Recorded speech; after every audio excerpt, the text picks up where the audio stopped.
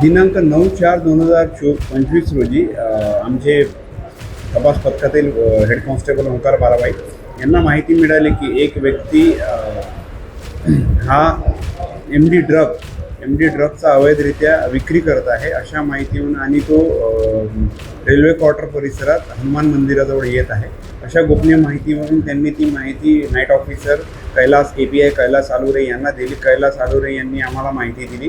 त्या अनुषंगाने सगळं NDPSच्या तरतुदींचे पालन करून वरिष्ठांना माहिती देऊन सगळ्या व्यवस्थित नोंदी घेण्यात आल्या. नोंदी घेण्यात येऊन आम्ही घटनास्थळी रवाना झालो. घटनास्थळी आम्ही लपून सगळा पूर्ण तिथं सापळा लावला आणि सापळा लावल्यावर जो गाडी नंबर भेटला होता आणि ज्या गाडीप्रमाणे जे वर्णन भेटलं होतं त्या अनुषंगाने एक व्यक्ती तिथे आला आणि तो तिथे आल्यावर मग आम्ही त्याला पकडून त्याला त्याचं नाव गाव पत्ता विचारला असता व त्याला NDPS तरतुदीप्रमाणे त्याची झडती घ्यायची आहे ही त्याला तरतुदींची माहिती दिली. तरतुदींची माहिती देऊन त्याची झडती घेतली असता त्याच्याजवळून 7.30 ग्राम MD सदृश्य पावडर MD मिळालेली आहे आणि सदर व्यक्तीचं नाव गाव पत्ता विचारला असता त्याने त्याचं नाव हरीश धनराज बावणे वय 34 वर्ष राहणार नवीन शुक्रवारी कर्नल बाग काशीबाई देऊळ पोलीस ठाणे गणेशपेठ हद्दीत असे सांगितले आणि 2 पंचासमक्ष तराजू काटेवाला आणि फोटोग्राफर समक्ष ही पूर्ण कारवाई करण्यात आलेली आहे.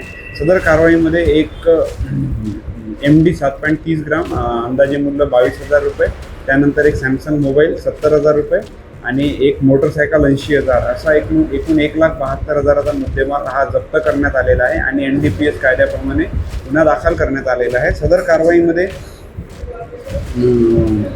API कैलास आलुरे, त्याच्यानंतर police head constable Omkar Barabhai आणि पोलीस अंमलदार नितीन सोमकुवर, अश्विन सहारे, नरेश रावणकर, मनीष हळमे आणि तसेच चालक दिनेश भोयर आणि भीमराव ठोंबरे यांनी अतिउत्कृष्ट अशी ही कारवाई केलेली आहे. आणि नागपूरच्या जनतेला माझा एक संपूर्ण जनतेला आणि युवा पिढीला एक महत्त्वाचा संदेश आहे की कृपया जीवन हे खूप सुंदर आहे आणि हे जीवन चांगल्या रीतीने जगा, मेहनत करा. मेहनत केल्यावर आपल्याला त्या मेहनतीचं फळ भेटतं आणि